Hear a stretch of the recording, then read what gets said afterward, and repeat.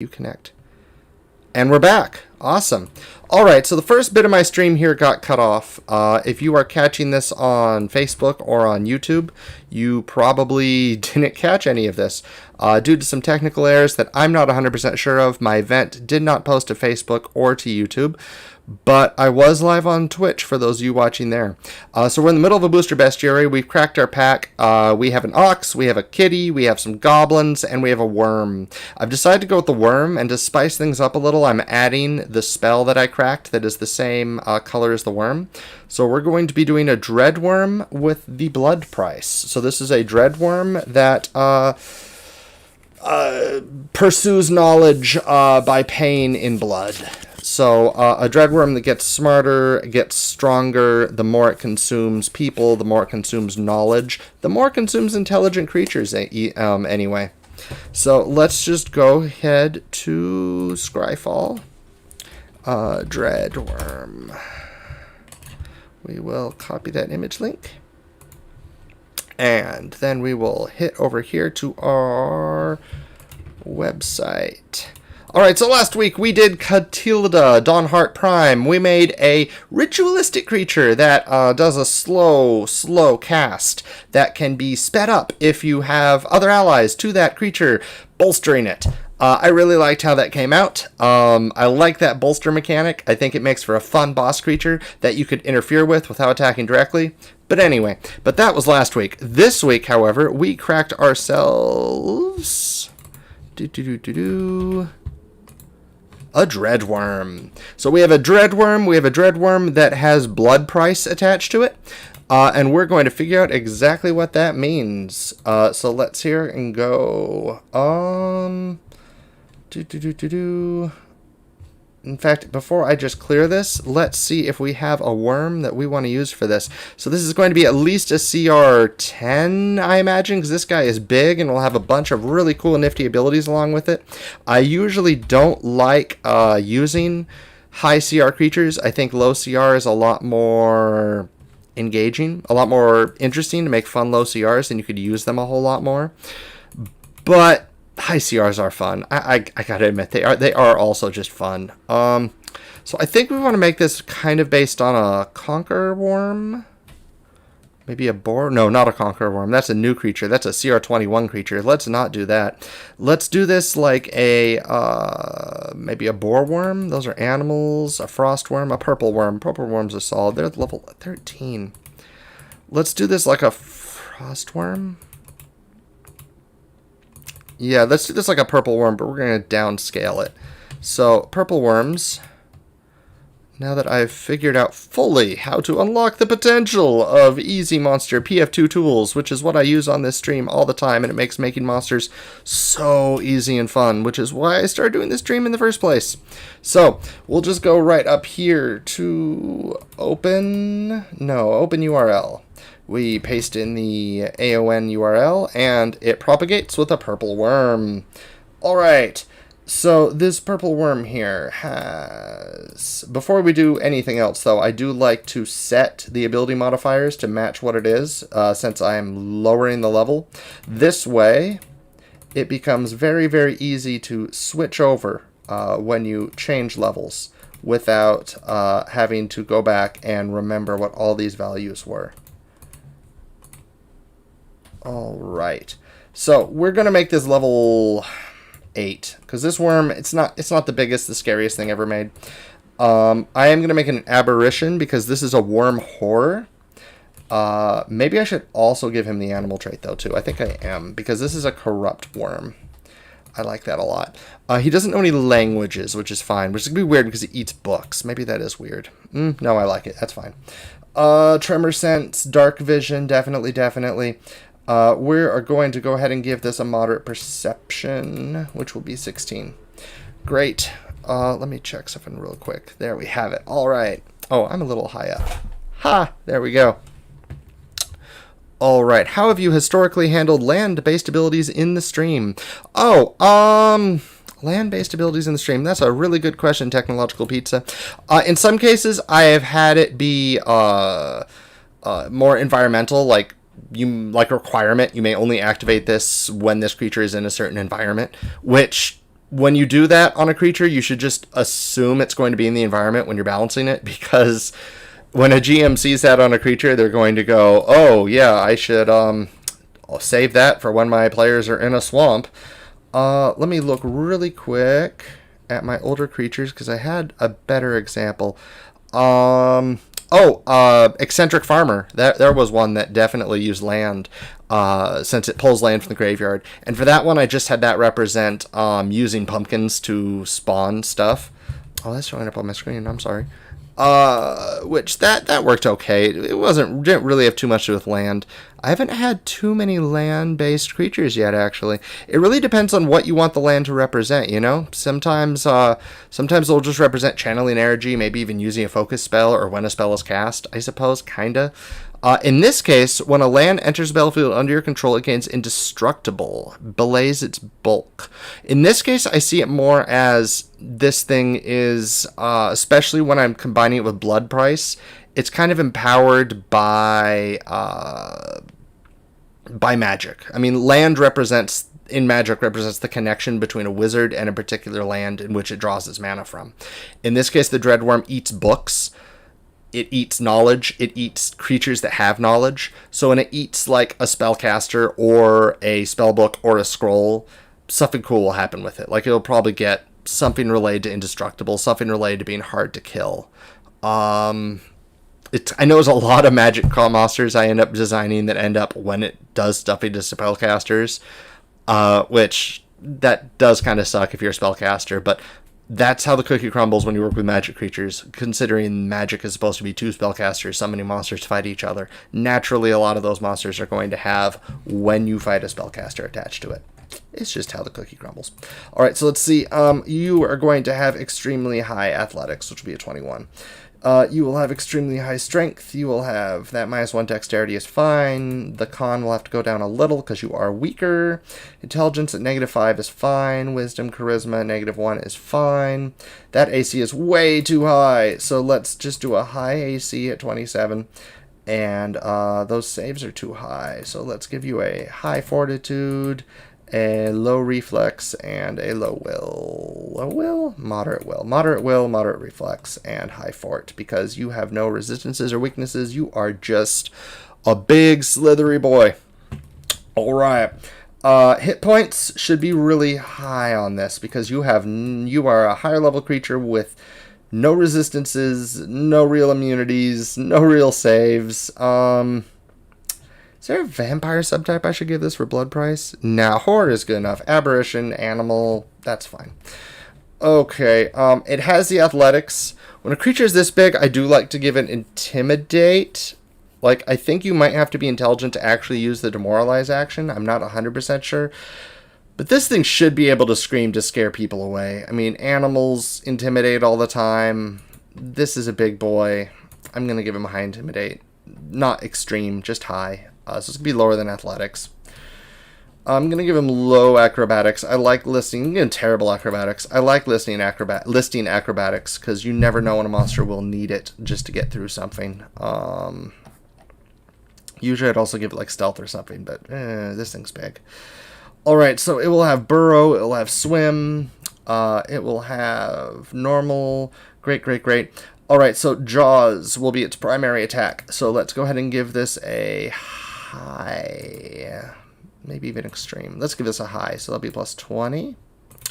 Deadly 2d8 is way too high for a creature of this level, so we are just going to give this deadly 2d6, 1d8, 1d10. Let's give this 2d6. That would be 3d10 plus 15 is also too high. We're going to give this 2d10 plus 11. Let's give us 2d10. Yeah, plus 11 is fine. 2d10 plus 10. That way it's half the attack bonus. That would double with the deadly, because you got to account for that deadly. Improved grab, definitely. Does this thing have a stinger? Yeah, this thing has stingers. This thing even has little feet. Oh, that's gross. Oh, that's so cool. Alright, so yeah, we'll give this stingers. We'll give this a body attack. The body attack will... The stinger will be a little more extreme on the hit, but way lower on the damage. So let's just give this 2d8 plus 9. 2d8 plus 10. I like keeping the static bonus the same for all the attacks. The body, 1d10 plus 10 is fine. Reach 15 feet. Attack should be lower than the deadly. Let's make it higher than the deadly, because it's not. Probably never going to use it. Agile, poison, reach 15 feet. 2d10 plus 10 plus. It's not called purple worm poison. It is called Dreadworm poison. Although this thing is undead-ish. It's vampiric. It's a horror. So maybe this doesn't poison. Maybe this drains instead. So let's just check out Vampire real quick and see how they talk about drain. I think they say plus drain. Vampire. Man, there's a lot of things that are called vampires and aren't really vampires. Alright, here we go. Fangs plus drink blood. Alright, so plus... is it really drinking? Yeah, it is drinking blood. Blood is the oldest currency. Blood price. It's giving up blood. Ah, that's fine. Plus drink blood. With its stinger. That's weird. I don't care. I think that's neat. Stinger, drink blood. I think it's neat. Agile, poison, reach 15 feet. That's not poison anymore then, is it? Agile, reach 15 feet. There we have it. This thing's going to be pretty brutal. Alright, so usually they get inexorable, which lets it recover from paralysis, slowed, and stunned condition at the end of its turn, and it will become immune to immobilized and ignore difficult terrain and greater difficult terrain. Let's get rid of greater difficult terrain, because this thing is a little weaker. Oh, I got a train here. Sorry about that. This thing is called the Dreadworm, though, which I do need to fix that up here. Dreadworm. Alright. Shake it off. Once per day, the Dreadworm is affected by a bad condition and could just say no. Yeah, let's get rid of that. This is only level 8. This is not a purple worm. It could fast swallow. I do like that. It needs that. Dreadworm. The worm uses swallow whole. That's fine. It's still a worm with an O as well as a worm with a U.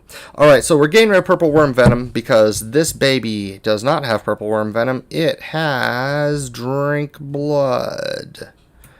Which... There we go. Oh, you don't actually need drink blood. You don't need to stat out what it does, I don't think. Do you? Do they on vampire? Vampire count? Oh, you do. Okay, good. Because I want it to be a little different than normal drink blood. Which will be explained here. Oops, that's swallow whole. Fast swallow. Drink blood. Category. Offense. Actions. 1. Traits. Divine Necromancy. I'm going to call this occult. And instead of drink blood, let's call this drink mind? Blood price? Let's just call this blood price. And that means we need to adjust this. Plus blood price. Alright, this will work. I'm going to say swallow whole also does blood price. I'm going to lower the damage on it right now. So it's only going to do 2d6 plus 5 bludgeoning. Plus blood price. So when it eats people, it starts draining the blood from inside their stomach, but it could also drain with that hollow stinger. I like that idea a lot. Oh, we're going to get rid of Rock Tunneler. This guy is not going through rock. So it's blood price. Regurgitate.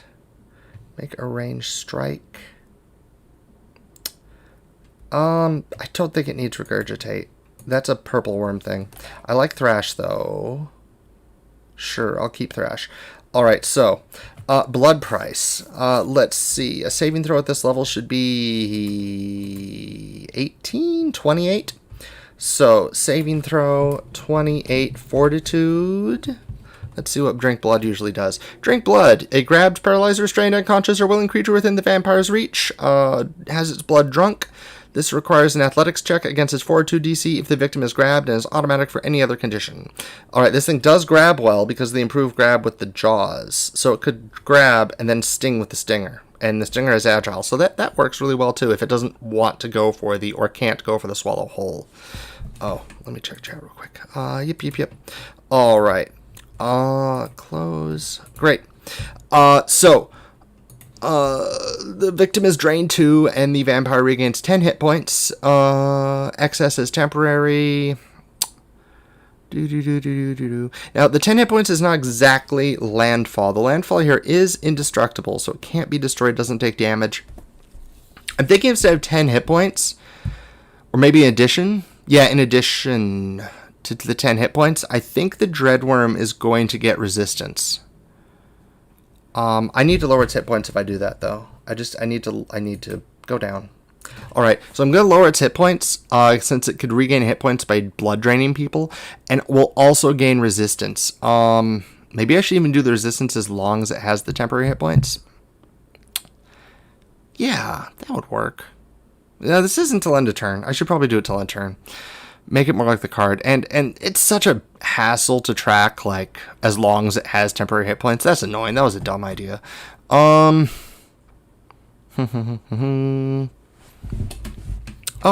So we're going to copy and paste the Drink Blood ability. It's going to be a little different. Like, a lot of things about it will be different. But for now, we'll start with this copy and paste, because that's how you do in Pathfinder 2, because you want consistency. Consistency is key and amazing in Pathfinder 2. So within the Dreadworm's reach, the Dreadworm sinks its stinger into the creature to siphon its blood. I like siphon over drink since it's a stinger. This requires an athletics check against the victim's 402 DC if the victim is grabbed, and is automatic for any other conditions. The victim is drained 2, and the Dreadworm regains 10 hit points, gaining any excess hit points as temporary hit points. The Dreadworm gains... What should this be? Resistance to... What does a vampire gain? Maybe it should just gain like a vampiric resistance. What does a vampire normally have? Physical 7. I like that. So the Dreadworm gains resistance physical 7, except against magical silver, until the end of its next turn, and regains 10 hit points, gaining excess hit points. Okay, there we go. Should it be 7? It should be 10. So you can remember 10 and 10. Alright, so you regain... Is 10 too high for a level 8 creature? I'm just going to check. Resistance for a level 10 creature should be... Oh no, you can get 10 on a level 8 creature. That's fine. Awesome. You can just remember 10 and 10. That's easy. That's easy. That's good. Maybe some sort of fear effect in the blood sucking. Putting the dread in its name. Ooh, I like that a lot. We're going to do something with that. I like that a lot. Maybe instead of drain value. Oh, no, I'm going to make that a separate ability. Okay, cool. Yeah. So let's make this blood drain. So what was that called? Drain blood? Yeah. So we're going to recall this drain blood, and then we're going to have another ability for the fear part of it. So drain blood. All right, that's cool. Oh, I need to put that plus... Actually, yeah, that'll work great. Now, Swallow Whole will no longer drain, which is fine, because this makes a lot more sense.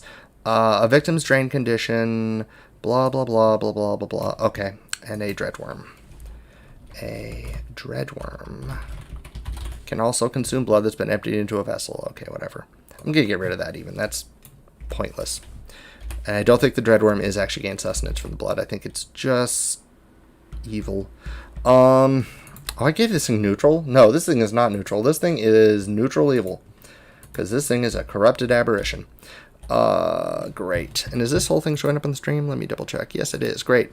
Alright, so Swallow, Throw, Flash, Drain Blood. Oh, I have to keep this in alphabetical order. Always keep your abilities in alphabetical order as you go along, or it becomes such a dumb task to move everything around. Inexorable is still there, and that's fine. Fast Swallow, Thrash. Great. And now we will have the Blood Price ability. Blood Price. Alright, so for those who didn't see Blood Price earlier in the stream, look at the top 4 cards of your library. Put 2 in your hand and the rest at the bottom. You lose 2 life. Flavor text, blood is the oldest currency. Alright, this is how it's going to strike fear into people. It has to pay blood to do so, so paying 10 hit points, which is fine, because it could drain blood to get more temporary hit points if it wants. This will be a single action ability. It will be Necromancy, for sure. It'll be occult necromancy. I like that. Yeah, that's fine. Alright, so blood price. Requirements? Would you put a requirement for a cost? No, that'd just be part of the effect. So, the requirement would be that it swallowed whole or drained someone. That'd be a reaction then, wouldn't it? A reaction to... Well, then you can't use it with fast swallow, so I guess it'd be a free action. I like it as a one action. So let's do requirement. You have used drain blood or swallow whole this round. This turn. Alright. Effect. The Dreadworm absorbs the magical energy, absorbs the mana from the creature or magic item it drained, it devoured, it consumed, because drained blood's still consumption, so that makes sense. It's pain though. So the Dreadworm injects. Ooh, that'd be cool. Yeah, the Dreadworm injects the creature it consumed with its corrupt blood to, what's that called when you pickle something? To, not baste, but like when you put sauce on something or put sauce in something to prep it for cooking. I'll figure that out later. Or maybe someone in chat knows. Nope. Alright. With its corrupt blood. To prepare, to preserve it. I guess that works. No, to invest, bond. To bond with the magic inherent in the creature. So it's kind of like injecting it with its blood so that it could synchronize with it while it's attached to its body and get some of its benefits. Auric, what was the term?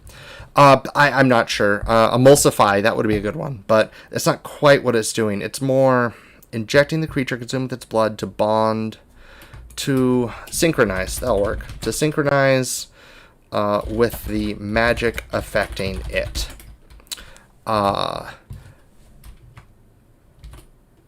The creature makes a will save DC 28.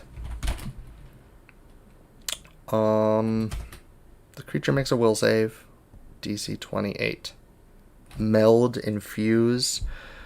The creature consumes to infuse it with its essence and allow it to synchronize with the magic affecting it. That'll work. The creature makes a will save DC 28.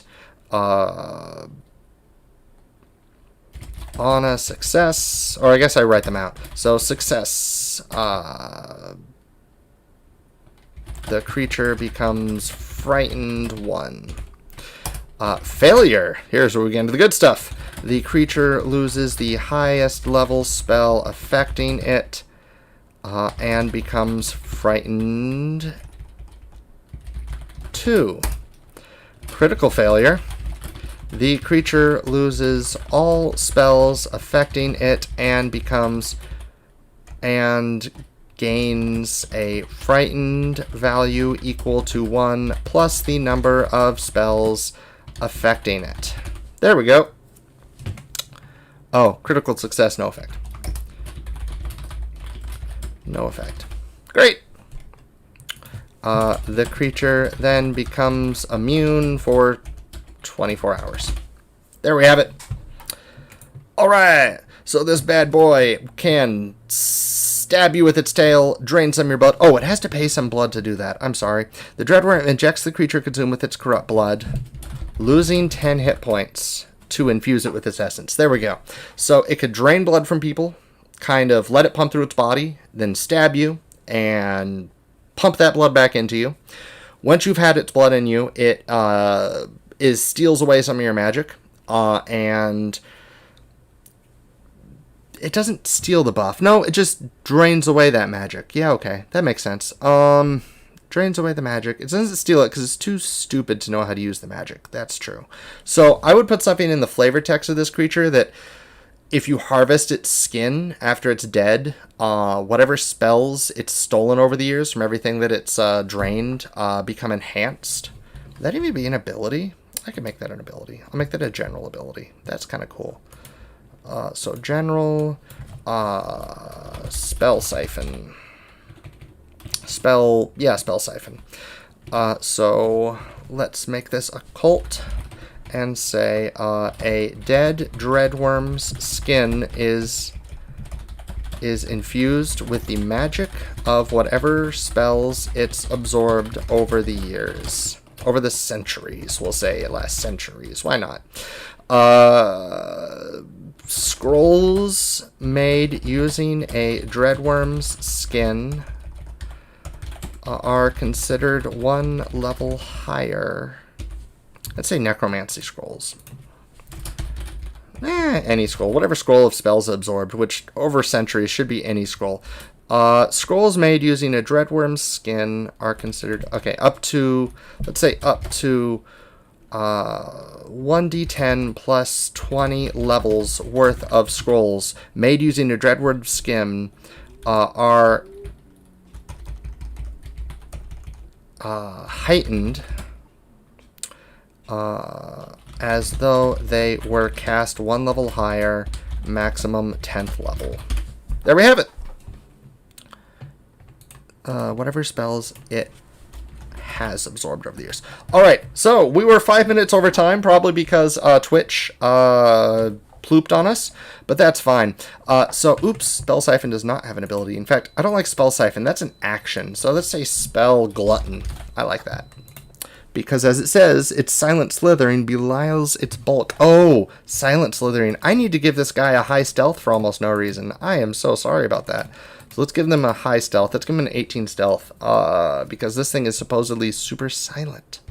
Can I do something with that inexorable? No, that's fine. Alright, so this thing's unnaturally silent despite how big it is. That's cool. Glad I read that right before finishing this. Great. So there we have it. We have ourselves a big wormy boy. It eats magic. If you could catch one, you can harvest its skin to make extremely powerful scrolls. I like that a lot. I'm probably going to steal that at some point for an actual monster in a like book that I'd sell somewhere. I like that a lot. All right. So thank you very much for showing up, everybody. I'm going to be throwing this on all my social media accounts shortly. As usual, please do whatever you can to help the unionized Paizo efforts. Check the unitedpaizoworkers.org and check their shop to see if you can get some cool merch. Please support all the freelancers during this time. You could check them out on their Patreon accounts and their Pathfinder Infinity products. They're all really cool, and I will be reviewing them on Friday. So, check them out on Friday. Oh, let's rename this like Blood Dreadworm. Dreadworm Siphoner. I'm just gonna call it Dreadworm. We're cool. Alright. So like I said, check out everyone's Infinite Pro Works. I will be reviewing more Paizo and Pathfinder Infinite Works here on Friday at 4 p.m. If you have a Infinite work that you want me to review, please send me a message. I got a couple right now, and I could always use more. Otherwise, I will just buy whatever cover and description interests me the most. So thank you very much. Have a wonderful week, and have lots of great games.